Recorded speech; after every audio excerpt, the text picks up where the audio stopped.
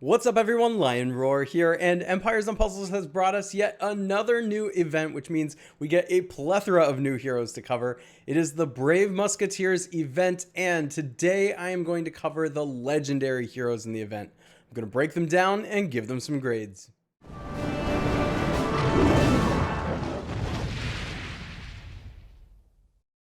But first, download Gemstone Legends, a mobile RPG puzzle match game. Use the link in the description to start with free stuff, including a bonus hero. Alright, so first up we have D'Artagnan, who is a 5-star fire hero of the Paladin class, which I do like the Paladin class a lot. I think it's a very good one and is somewhat underrated actually, because these heroes are really tough to defeat. I'm only going to cover the family bonus once, although I may need to clarify it. It is complicated. There's a lot of text here. So heroes become stronger when teamed with other unique heroes of the same family, and there's a bonus for 1, 2, or 3 heroes in this one. And this one provides 50, 75, or 100% chance to give cover to a random ally for 6 turns when this character casts their special skill. While in cover, the ally takes no damage from the special skill attacks or normal attacks. This character takes 90, 80, or 70% of the damage that would be received by the character in cover. This effect can't be dispelled but ends when this character is defeated.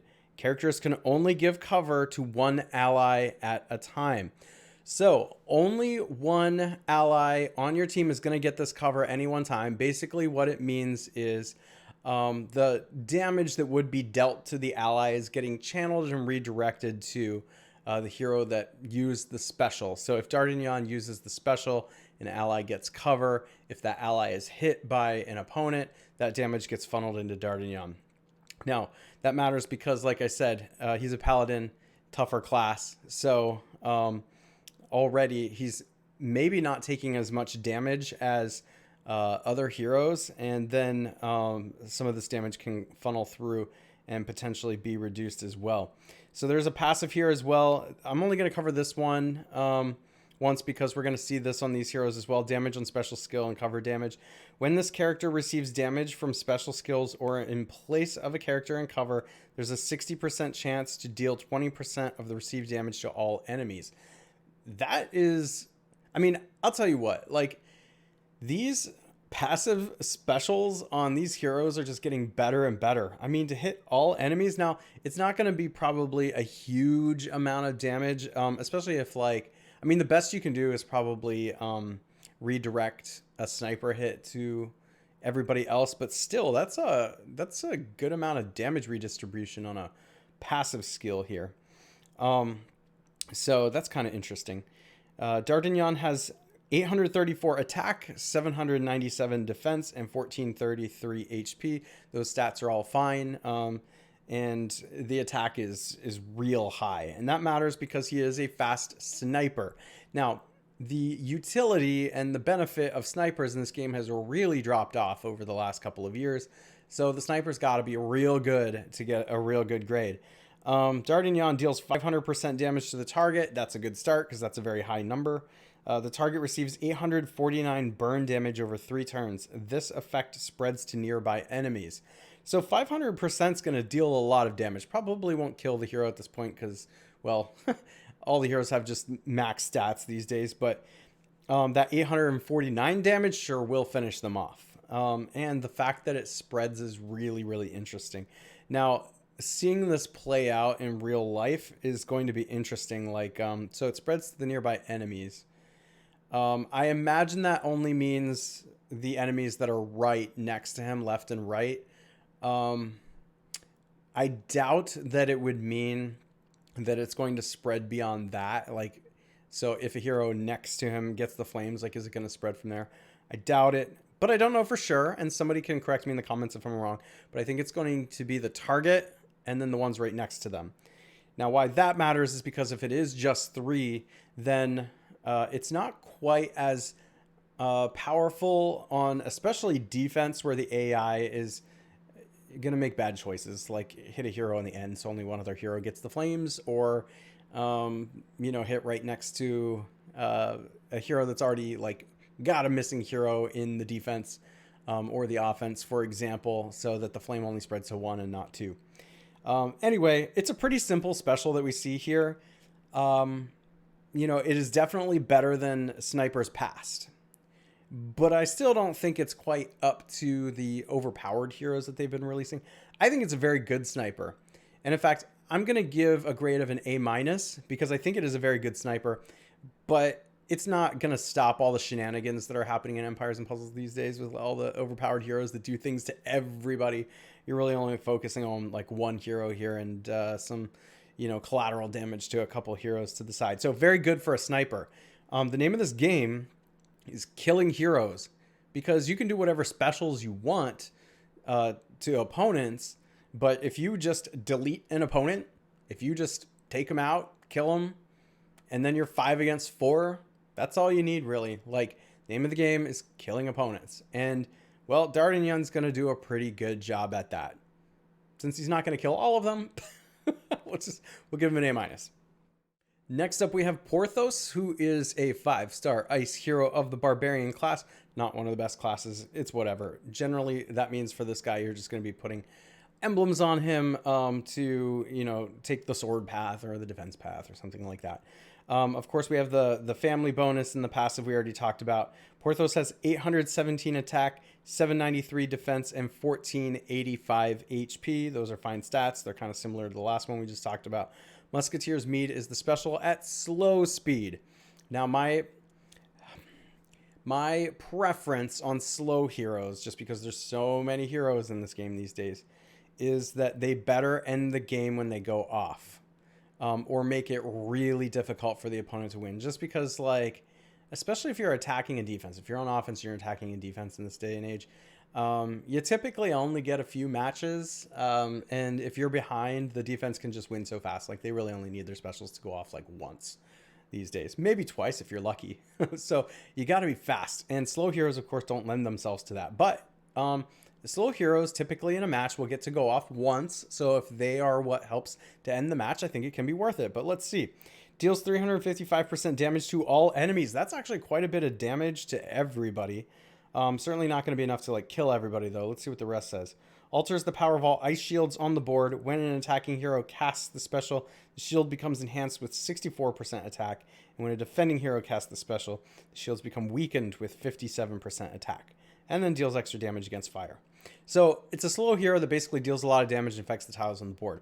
I don't think that the tile change is real game changing on this. I do think it's a lot of damage, but it's a slow speed and it's not going to kill everybody.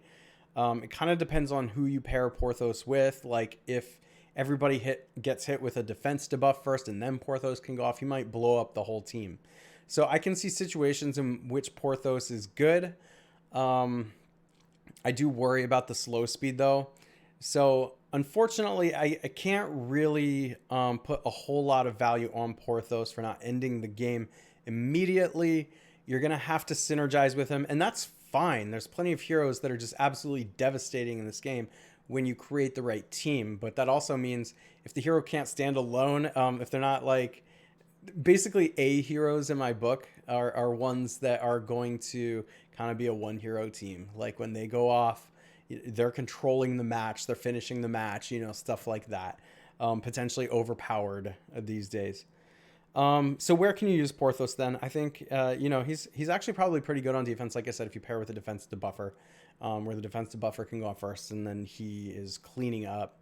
Of course, in the very fast wars and tournaments, I think is where you're mostly going to get use out of him. And then perhaps in events when you just need a hero that's going to be wiping out waves of enemies.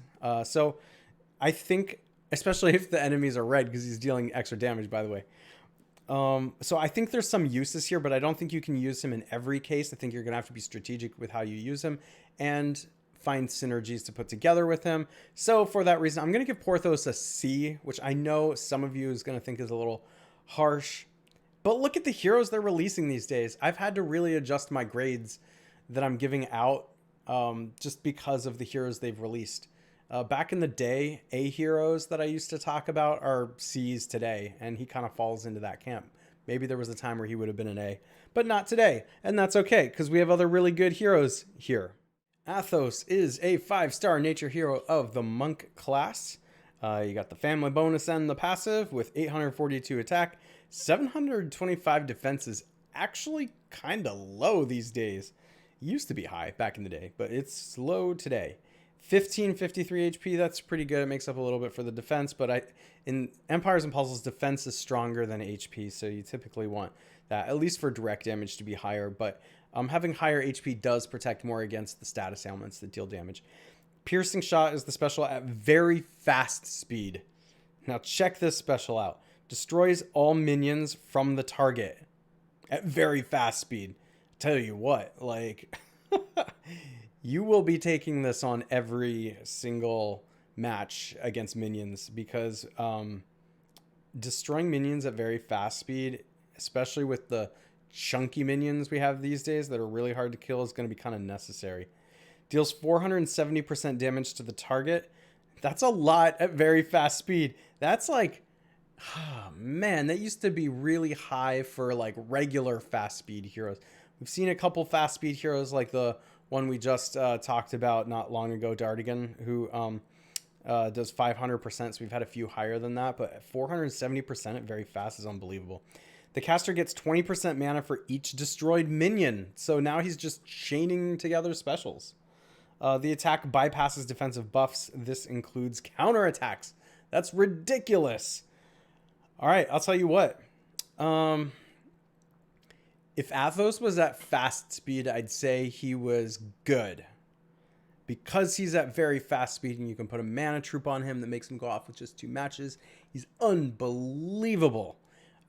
This is definitely a guy who's going to be really good in the meta that we currently have, where there's a bunch of finally good minion heroes. It took them a while to make good minion heroes, but they're very good now. There's a lot on defense. You're going to need this effect to just power through those minions. I think the main thing here, even though the damage is really high, is just destroying minions. And on top of it, you get to basically take out an opposing hero. So not only are you making it easier for the rest of your team to punch through, but you're potentially taking out an opposing hero, or at least getting very close to that. So are you hearing what I'm saying? What I was saying before about what an A hero is sounds a lot like Athos. So for that reason, I'm going to give Athos an A.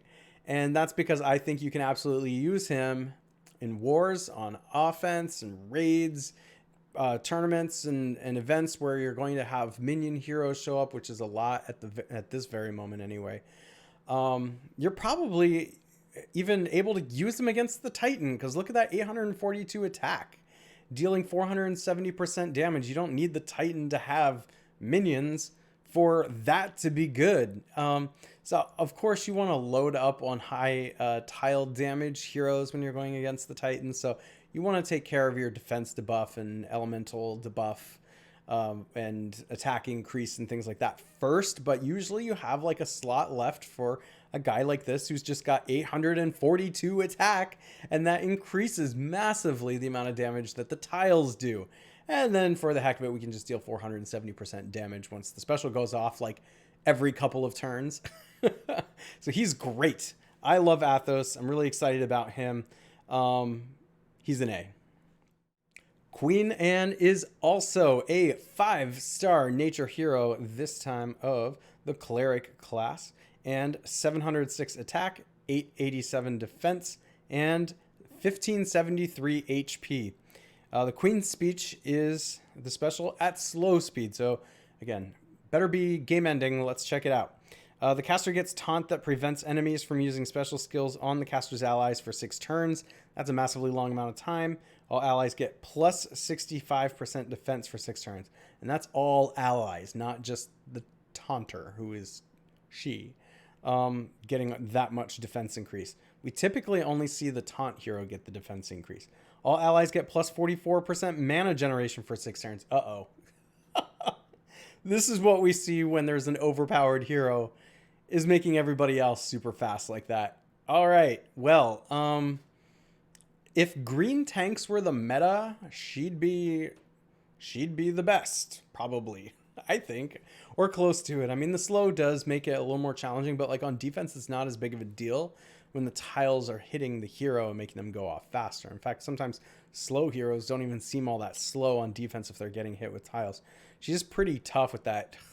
Before talents, 887 defense and a 1573 HP. So she's going to be very hard to kill. And then when she goes off, she's going to be incredibly hard to kill. Now, can you imagine pairing Queen Anne with somebody else like on defense that has some of those big minions or just like overhealing or something like that, that she would never die, and then she's just speeding up the defense over and over and over again. So I do worry about Queen Anne on defense. She's probably overpowered on defense, and if people switch to green tanks, she's probably the best. Here's the thing, though. Are people really going to switch to green tanks? I can't imagine that too many people are going to get Queen Anne for you to see this in the meta all that much.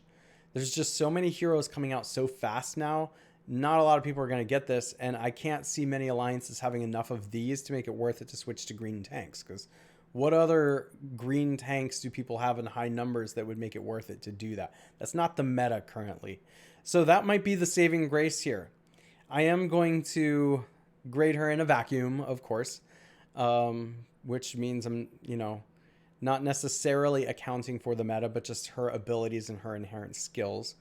On offense, she can absolutely be used too because she is so tough. If you can get her to go off once and she speeds everybody up, well, you might actually get the entire team to go off twice really fast, even if the opposing team has a fast start as well.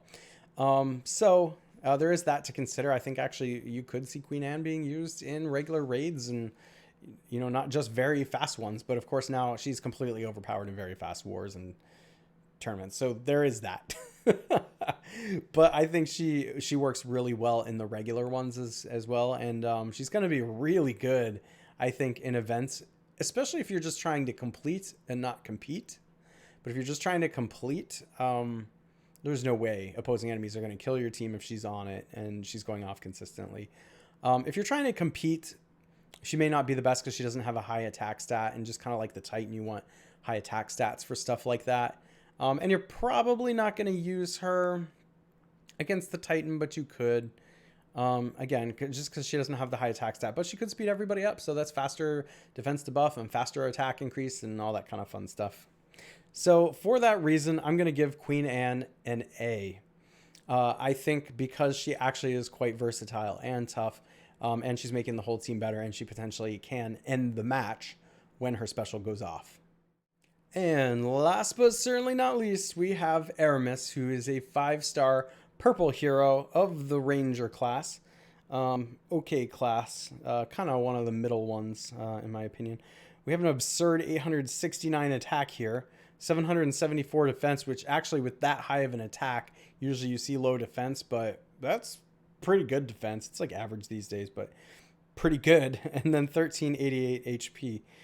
Charmer's Blades is the special at average speed. Again, with these average speed heroes, if you have a mana troop, you can stick it on here if it's a high enough level and make them make an average speed hero go off after 3 matches instead of 4 matches. Aramis is going to deal 375% damage to the target and nearby enemies, boosts all allies' health by 30% of damage dealt, and all allies are immune to new status ailments for 3 turns. This effect can't be dispelled. So 375% damage to the target nearby enemies is pretty good, especially with an 869 attack. But as I mentioned earlier in this video as well, targeting a hero and nearby enemies isn't the best, especially on defense where the AI is stupid sometimes. But on offense, even when you're attacking with a hero like this, which is where I think Aramis is really going to shine, but when you're attacking on offense, oftentimes you take out the tank first, right? And then you are left with only ever being able to hit 2 heroes on the opposing side with this guy. But, if the tank's still alive, then you get to hit 3 heroes, right? Or if you do something weird, like somehow take out a wing hero first, then you still get to hit 3 heroes with Aramis. But oftentimes, you know what I mean. You're in a match and you almost always only get to, hit 2 potentially. So,